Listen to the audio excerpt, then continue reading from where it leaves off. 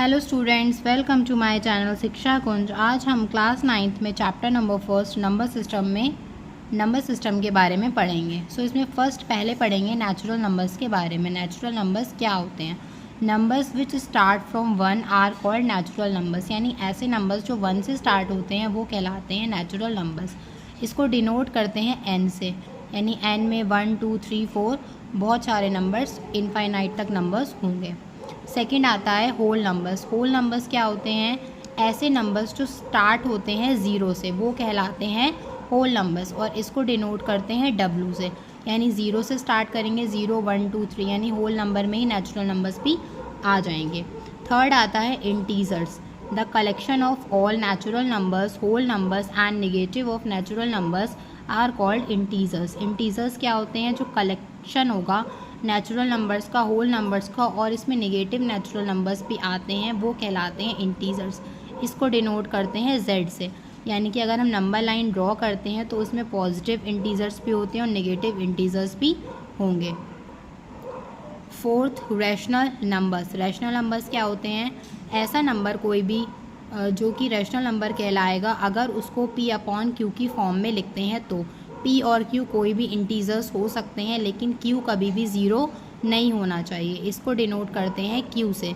Example में 1/2, 4/5, 2/3, इस तरीके से रैशनल नंबर्स होंगे। फिफ्थ है इर्रेशनल नंबर्स। ऐसा नंबर इर्रेशनल कहलाएगा जिसको कि हम P/Q की फॉर्म में नहीं लिख पाएंगे। P और Q कोई भी इंटीजर्स होंगे, लेकिन Q ज़ीरो नहीं होगा। इसका डेसिमल रिप्रेजेंटेशन भी होती है इसमें नॉन रिपीटिंग, जैसे कि एग्जाम्पल में 0 हो गया, √2 हो गया, पाई हो गया, √5 हो गया। लेकिन ऐसा नहीं है कि सारे ही रूट के जो नंबर्स होंगे वो इर्रेशनल नंबर्स कहलाएंगे।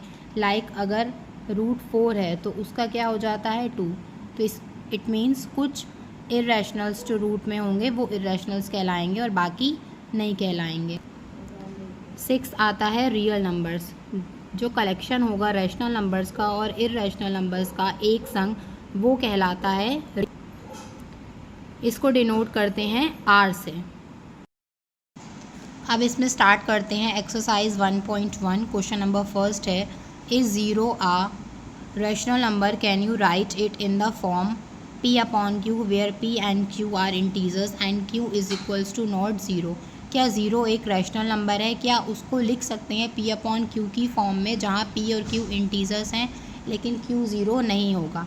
तो हम जानते हैं कोई भी नंबर अगर रैशनल होगा तो हम उसको लिख सकते हैं P/Q की फॉर्म में।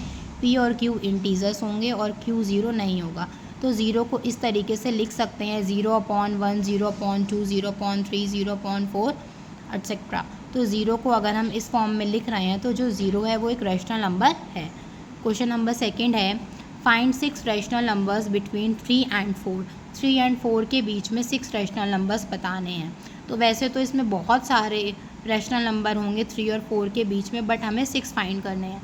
तो इसको एक किस तरीके से करेंगे? जैसे यहाँ पे आपसे पूछा गया 6 फाइंड करने हैं, तो 6 + 1 कर लीजिए, यानी कि n+1, तो 6 + 1 आ जाएगा 7। अब इसकी मल्टीप्लिकेशन और डिवाइड कर देंगे 7 से, यानी कि 3/1 × 7 × 7/7। तो ये क्या आ जाएगा? 3 7 ज़ा 21, 1 7 ज़ा 7। इसी तरीके से 4 को भी करेंगे। डिनोमिनेटर में यहाँ 1 को कर देंगे 7 से मल्टीप्लाई और 7 से डिवाइड, यानी 4 × 7 28 और 1 × 7 7। तो अब इनके बीच के नंबर देख लेते हैं कि कितने आ रहे हैं, यानी कि 21 के बाद तो 22/7, 23/7, 24/7, 25/7, 26/7, 27/7, यानी ये 6 रैशनल नंबर्स 3 और 4 के बीच में आएंगे।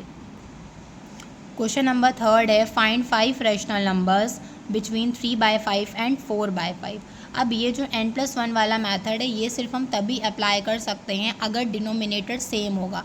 अगर डिनोमिनेटर डिफरेंट होता है तो उसके लिए उसको LCM लेके ही सॉल्व करना पड़ता है। तो इनके बीच में भी बहुत सारे रैशनल नंबर्स हैं 3/5 और 4/5 के बीच में। तो यहाँ पे 5 फाइंड करने हैं, तो 5 + 1 कर देंगे 6, यानी 6 से मल्टीप्लिकेशन और 6 से ही डिवाइड कर देंगे।